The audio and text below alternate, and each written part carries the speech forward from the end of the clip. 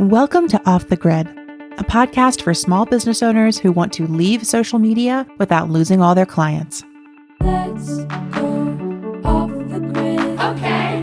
Let's go off the grid. Okay. I know that you really want to put your phone away. Yeah. Let's go off the grid.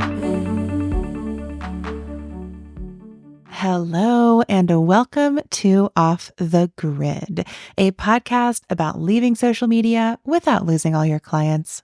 I'm your host, Amelia Fruby, and on this show, I share stories, strategies, and experiments for growing your business with radical generosity and energetic sovereignty. And of course, we're doing all that with no or minimal social media presence. We are currently in the middle of season 3 of the show, where I've been sharing new episodes every Wednesday, where we talk about marketing strategies and hear about creative business journeys from some of my favorite people on the web. And in addition to those weekly Wednesday episodes, this season I have introduced this fun new format of the monthly forecast. I decided to add in these forecasts because sometimes there's something I want to talk about, but it doesn't need like a whole episode. But I want to share some thoughts and I want to know what you all think. And also, I've gotten requests for more updates about my business, Softer Sounds, and the business side of this podcast.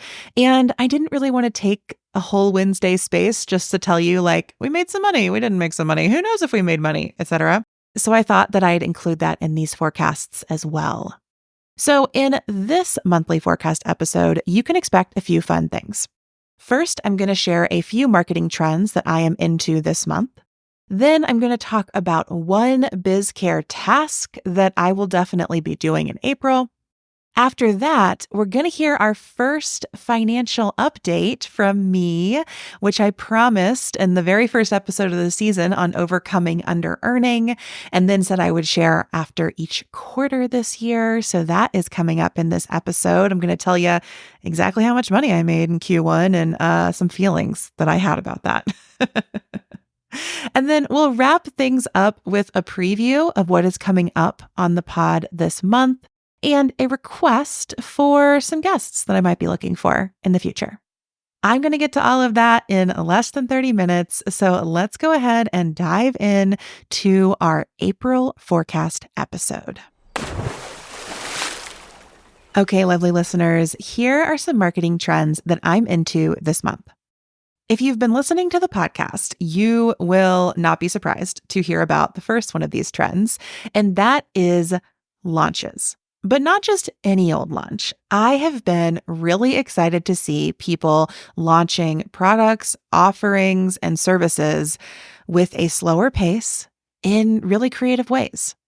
As I talked about in this week's main episode, I've been watching a lot of people launch so far this spring, and I've just been really pleased to see a lot of messaging around, I'm launching this program, but I'm doing it slower, but I'm not going to do a 3-day open cart, but I'm not going to this. Like, I just feel like there's been all these interjections in the ways that many of us were taught or trained or just like picked up by osmosis to launch in this hard and fast mode.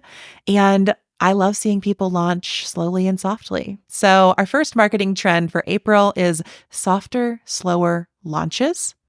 And if you want to think about launching your own thing, whatever that might be, without social media, I hope that you will head back to the last 2 episodes of the podcast and join us in the interweb, where I just taught a whole class on how to launch without social media. And coming up on May 14th, we will have a live community coaching call where you can get my support and the ideas of our other amazing members for your launches. So head to the show notes to join the interweb, and let's move on to our second marketing trend of the month. The next marketing trend that I've been excited to see this spring is private podcasts. Now, these have been around for a little while, and as a podcaster, I have definitely kept an eye on this technology and been like, how might a private podcast fit into my marketing ecosystem? And let me interrupt myself because if you don't know what a private podcast is, I'll tell you real quick. It's just like a regular podcast, except that people have to give you their email address in order to listen. And when they do that, they get a personalized RSS feed that they add to a player of their choice, and then they listen to that feed. And what that means is that A, you get the email addresses of everyone who listens to your show, and B, you can actually have a lot more analytics on who's listening, how many episodes they've heard, etc. So private podcasts can be sorts of, one-off, you record 3 episodes and use it like a lead magnet, or they can be ongoing series, but people just have to give you their email address the first time in order to listen. And private podcasts have been around for a while, but this spring, I just encountered a couple that I was really into, and that got me rethinking this whole strategy. I listened to one on the planets in your business from Paula Crossfield, who's going to be coming up on the pod in a few weeks. And I really loved it. It was so simple. It was so straightforward. And I was able to kind of binge the whole thing. And then I was like, give me more of what Paula's up to. And Paula has a public podcast that then I could just go listen to, but I was really excited by how she was using the format. I also encountered it through BS Free Business with Maggie Patterson. She has a public podcast as well called BS Free Business, but then she's also got a private podcast called Staying Solo. So I found myself listening to a couple episodes of her public show, and then I was feeling like, I want something a little different. I'd like to go deeper with her, but none of these titles are necessarily really striking me. And so I subscribed to her private pod, and I was like, oh yeah, this is what I wanted to really get to know Maggie's work. So I've just really been into private podcasts, and it's inspired me to create a private podcast offering for Softer Sounds. And through that, I've gotten to meet some really cool new clients who I will be co-creating private podcasts for this spring. And it's just been a real joy to dream together about all the different possibilities for how podcasts can nurture your audience and take people from, I sort of know about you, but I don't know, to, oh my gosh, I love what you're doing and I want to buy something from you. Like, I'm just noticing that private podcasts are a really great way to help people get to know, like, and trust you so that they're ready to buy from you. So if you've made a private podcast, I'd love to hear from you about how it worked for you or didn't work for you. Like, tell me if I'm wrong, but I'm seeing great results so far. And then if you want to make a private podcast, I will link in the show notes the offering that we have at Softer Sounds now, where you can come make a private podcast with me. It includes a bunch of strategy support, so I will bring my entire marketing mind to you and your business and your private pod. And then, of course, the tender yet technical production and editing support that Softer Sounds brings to everything that we do. And with some of the packages, we even set it all up for you, build a launch calendar for you, and like all you got to do is record it and then share it with the world, and we handle everything else. So that is our second marketing trend for the month of April. And I hope if you're intrigued, you'll head to the show notes to learn more. Okay, enough about private pods. Our third and final marketing trend that I am into for the month of April is shiny sales copy. So I feel like sales pages get a bad rap. Like, people don't like to write them, people don't like to read them. Like, they're just not that popular. And I find that a lot of people, it's like one of the things they really want to outsource in their business. They are like, I just want somebody else to do this. I'm going to hire a copywriter. They'll do it for me, etc. And I love copywriters. Nothing against hiring out this work, but I'm a big believer that all of our businesses benefit from strengthening our writing skills and or our speaking skills in the case of podcasting. And this month, I have been obsessed with this new workbook, handbook from Michelle and co at Holisticism. Michelle's written the New Age Playbook for Spellbinding Can't Stop Reading Copy. And, I consider myself a pretty good copywriter or sales writer, but moving through this playbook has just been like up leveling my skills, like so much. And I'm really into it. So I don't know if sales copy is a trend. I'm honestly not a trend spotter. I am not always seeing the new shiny fancy thing, but I think that spending some time working on your sales copywriting skills will always benefit your business. And what is new and exciting here is just this amazing playbook from Michelle at Holisticism. So I will link that in the show notes if you want to go grab your own copy and zhuzh your copywriting skills this spring. I'm definitely doing that. And I'd love to hear if other folks join in as well. So those were our 3 marketing trends for April. The first was launching softly and slowly. The second was private podcasts. And the third was shining up our sales copy. Now let's move on to our biz-care tasks for the month. So typically I give you a couple tasks here, but April is tax time. So I'm not even going to talk about it, but I know that that is like the biz-care task many people will be doing in the upcoming weeks. So we're just going to put that to the side, and I'm going to share one more biz-care task that is on my radar for this month. I don't know about you, but over the course of like winter, I did an okay job keeping up with my inbox. And then like spring hit and suddenly I was getting 4 or 5 or 10 times as many emails. And I am just buried in things that I would really like to reply to, but like cannot find the energy to write a response for. So I was just in Flexible Office with Cody Cook Parrott this week, and someone shared this thing that was created by the podcast Reply All called Email Debt Forgiveness Day. And it is celebrated on April 30th. And on this day of email debt forgiveness, you can send any email response that you've maybe wanted to send but have been putting off or feeling anxious or just avoiding. And you go to that email and you say, hey, in celebration of Email Debt Forgiveness Day, insert link here, I'm finally getting back to you. Or I finally worked up the nerve to write this email, or whatever it may be. So I will link to that page in the show notes if you too would like to celebrate Email Debt Forgiveness Day this year. But that is the biz-care task I am inviting us into this month, which is basically just clearing out ye old inbox and celebrating Email Debt Forgiveness Day in the process. I mean, it's not till April 30th, so you have the whole month, or you could just spend the whole last day of the month dealing with the inbox, sending out the links. So again, I will link to that in the show notes. And honestly, I hope that I get a couple emails from a few of you on April 30th saying, hey, meant to reply to this, or hey, I always meant to reach out, but like didn't happen. Today's the day, or rather April 30th, the day, if you so choose. Okay, so we've covered our marketing trends for the month of April. We've covered our biz-care tasks for the month of April. And now we get to the thing that you're probably all listening for, which is my money update for Q1 2024. So if you're just joining us, if you're new to Off the Grid, you might want to go back and listen to the very first episode of season 3 called Overcoming Under-Earning, how much money I made last year, and what I'm doing differently this year.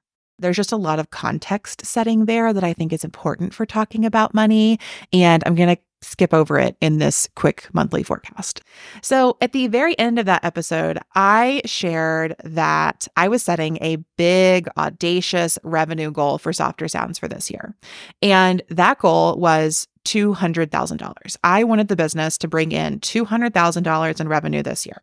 And that was a pretty big jump from last year where we brought in approximately $140,000 in revenue, if I'm remembering correctly.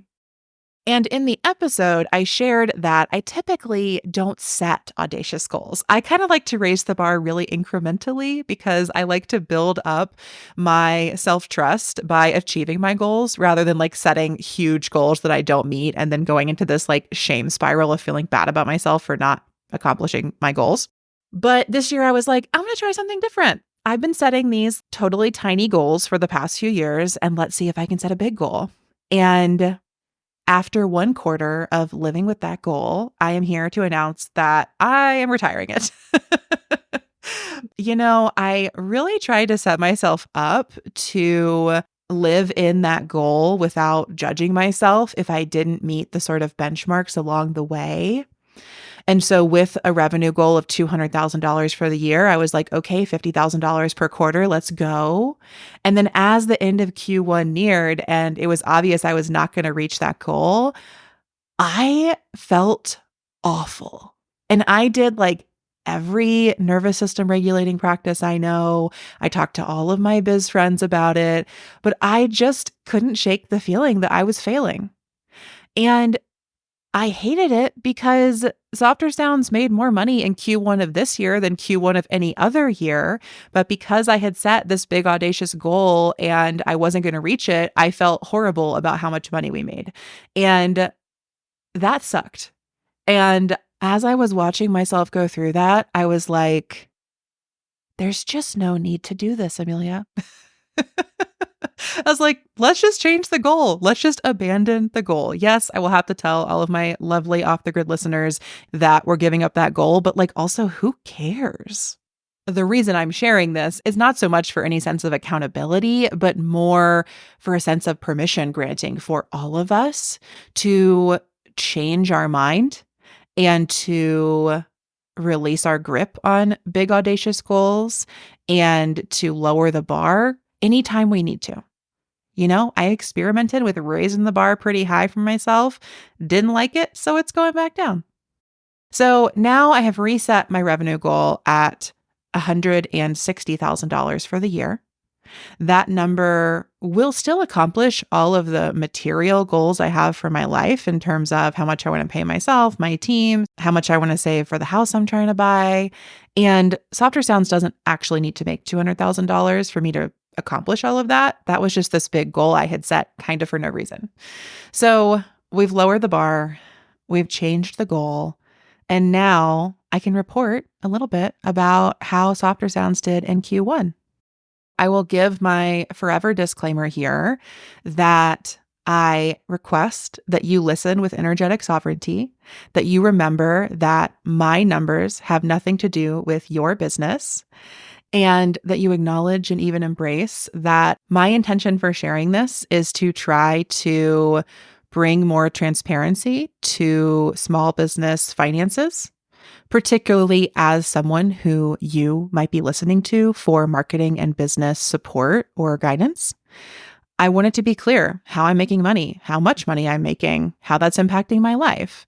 But I also want that to be shared in a way where I'm bringing my context along with me as a white woman living in the Midwest in an area that has a relatively low cost of living. Shout out to Nebraska. And I am child-free. I am able-bodied, minus the chronic migraines. And I have a partner who has a job that offers us health insurance, even if it's for a nonprofit that doesn't offer us much money. And I have a wonderful family who can be a financial safety net if needed. And typically that's not needed, but I will be totally honest that just knowing that brings so much peace of mind to my life that allows my nervous system to regulate and allows me to relate to money in different ways. So that's a little bit more about everything I'm bringing to my relationship with money. I acknowledge that your set of circumstances will be totally different than mine, and I ask that you acknowledge that too. And now, here's how much money I made. It always takes me like 10 minutes to get to the figures, but honestly, y'all, like that's on purpose. I don't want this to be a quick hit sort of thing. I want you to have to go on that journey of remembering context with me before we get to the juicy, salacious, also boring details of how much money I made. So in Q1, Softer Sounds made just over $38,000 in revenue. Of that money, 85% of it, just over $30,000, came from editing and production work. I run a podcast studio. We make podcasts. That's how we make money. 10% of our Q1 revenue, that's just under $4,000, came from off-the-grid related things, which means selling ads on the show. Shout out to our lovely sponsors. And selling interweb memberships. Shout out to our wonderful members. And then there was like 5% more revenue that came from selling some podcasting courses through Softer Sounds, some random affiliate things, etc. That's how we made our money. Again, podcast editing and production. It is a process intensive service based business. That is how I make money. And then I am slowly growing the off the grid revenue streams. I would love to do this full time one day, but we are years away from that, my friends. I mean, unless like a million of you join the interweb right now, feel free to do that. But I don't anticipate that happening. And I see this as slow growth. And, my goal is to be slowly shifting this ratio of work from being like 9-1 softer sounds to off the grid to maybe like 8-2, 7-3, 5-5. We'll get there. So if that's how softer sounds made its money, how did I spend it? Well, I paid out over $10,000 to our contractor team, which I love. And, typically 30 to 50% of what we make on editing and production work goes back into the team. And I love that. It's really a joy to work with the amazing people that I do and to be able to offer them work in podcasting that's like exciting and interesting and values aligned, and to get paid well, or at least relatively well, I hope, while doing it. And then in addition to paying the team, I spent a bunch of money on taxes in Q1. It was less than last year because I switched to being an S Corp this year, but I did still have to pay corporate taxes in the state of Nebraska. I had to pay some other taxes on various things that my accountant told me to do. I just do what my accountant says. So that money came out of the business in Q1. I also paid in full for 2 year-long programs that I will be a part of this year, plus all of our typical expenses for software, monthly memberships, et cetera, et cetera. So at the end of it all, Softer Sounds net about $10,000 in profit in Q1, which feels great, honestly. And that is money that I will be saving for future expenses and hopefully distributing some of it into my house fund because I'm trying to save to buy the house that I live in, and that's expensive. And that was one of the big actually impulses in setting a higher revenue goal for this year. But I realized I can still save a very reasonable amount of money without making so much money and hating life in the process. So here we are. So that's your Q1 finance update. We'll do all this again at the end of Q2 and we'll see how it goes. Now that our annual revenue goal is $160,000 a year, I'm trying to make $40,000 a quarter. I came in just under that in Q1. I am guessing Q2 will come in hopefully at or just above that. Spring tends to be a busy season for the studio, so we'll see how it goes. And I look forward to checking in and sharing more with you at the end of the quarter. Okay, 2 final things for our April biz forecast episode. The first is what's coming up on Off the Grid this month. And I just want to say that I have been blessed with so many amazing guests this spring, and you all have heard some of them, but it only gets better. So coming up in April, we are going to hear about creative offerings and world building with Ayana Zaire Cotton of CETA School. We're going to hear about cosmic business and money karma with Paula Crossfield of Weave Your Bliss. We're going to talk about how to build a trauma-informed business with Jess Jackson of Soft Path Healing. And that is just the tip of the iceberg because there are even more amazing conversations coming up in May that I'm not going to tease yet, but they're coming. They're so good. So the pod feed is going to be full of great conversations this month, and I can't wait for you to hear them. And that said, I have pretty much recorded everything for season 3. There are a few solo episodes that I'll record later in May or June, but almost all of the interviews are recorded and I'm feeling super happy about it. I am curious if I could find a guest to come on and talk about YouTube because I've been watching a lot more YouTube videos this spring.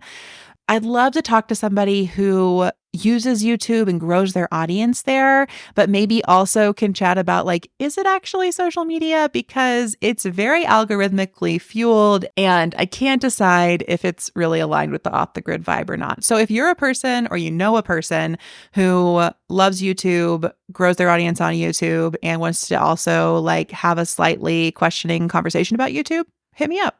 you can send an email to hi@softersounds.studio. I'd love to hear from you and potentially have you or the people you know on the podcast. And that's it for this episode. Typically, we end the monthly forecast episodes with a listener Q&A, but we're not doing that this month because I just did a whole listener hot seat episode earlier this week. So if you want to hear from listeners, go there to hear me chat with 6 amazing folks about the things they're launching this spring.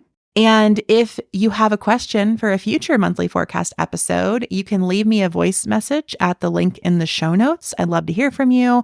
I'd love to chat about whatever you want to chat about and potentially feature it here on the air on Off the Grid.